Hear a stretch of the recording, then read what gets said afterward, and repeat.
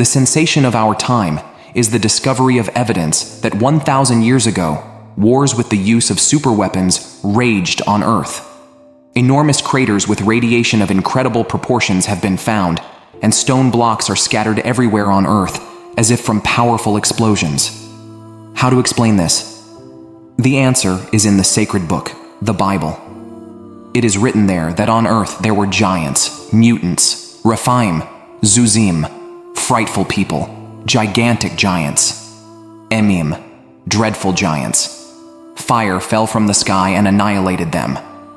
The chronology of some explosions is described in the sacred book. The Creator came to visit his friend Abraham. They were left alone. The Creator openly said that he was heading to Sodom and Gomorrah, the cities of debauchery. Abraham understood perfectly well how it would all end. The only thing that could stop the destruction of the cities was the presence of righteous people in them. The only righteous one found in the city was Lot. Angels led him with his wife and daughters out of the accursed city. The inevitable happened. There was a powerful explosion in the history of humanity. A rain of fire and sulfur poured from the sky. The lowest point on Earth appeared, the region of the Dead Sea. A vast tectonic fault holds the memory of a catastrophe. How many times has God intervened? History tells the tale of Nineveh, a massive city by ancient standards, a megapolis. The ruler and the people living in the city were filled with extreme wickedness. Sinister conquerors engaged in expansion and resettlement of nations, dragging people with hooks inserted into their noses. At the city gates, there were cages with defeated kings, and on the walls hung the skins of menacing animals. Neither the Ni nor the Vityans had equals in cruelty. Then the Creator commanded the prophet Jonah to go to the city and prophesy that in 40 days the city would be destroyed. Jonah was reluctant to go to the city of evildoers, but unable to resist the Creator's will. He went to Nineveh, began walking through the city as much as one could in a day, and preached, saying, "Yet 40 days, and Nineveh shall be overthrown." Neither Ni, nor Vitya, nor God believed. They declared a fast and clothed themselves in sackcloth. From the greatest to the least of them, this word reached the king of Nineveh. He arose from his throne, took off his royal robe, put on sackcloth, and sat in ashes. He commanded to proclaim in Nineveh, by the decree of the king and his nobles, that neither man nor beast, herd nor flock taste anything. Let them not feed or drink water. Both man and beast must be covered with sackcloth, and everyone shall call out mightily to God. Let everyone turn from his evil way and from the violence that is in his hands. Who knows? God may turn and relent and turn from his fierce anger, so that we may not perish. God saw their works, that they turned from their evil way, and God relented of the disaster that he had said he would bring upon them. He did not bring the severe repentance upon the people. He turned away the burning anger of the Creator and the inevitable catastrophe. In Inca history, it is recorded that they saw fierce giants, and fire from the sky devoured them. The Bible preserved historical data about the prophet Elijah, how he called down fire from heaven, or I have said to my enemies, "If I am a man of God, let fire come down from heaven and consume you and your 50 warriors." Fire came down from heaven each time at Eliah's word, destroying and burning his enemies. Elisha, Eliah's disciple, found himself in a city surrounded by enemies. His servant was in panic, saying, "My Lord, what shall we do?" Elisha replied, "Do not be afraid, for those who are with us are more than those who are with them." Elisha prayed and said, "Lord, open his eyes that he may see." The Lord opened the eyes of the servant, and he saw the whole mountain filled with fiery horses and chariots surrounding Elisha. In the Bible, there is a historically confirmed fact.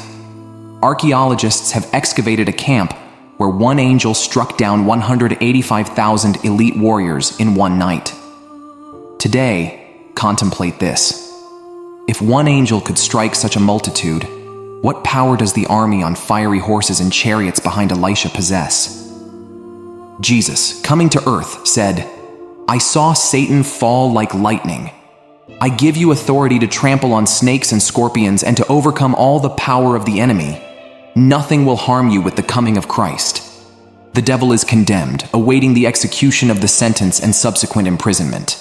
Therefore, Christ told us to tread on the spiritual enemy.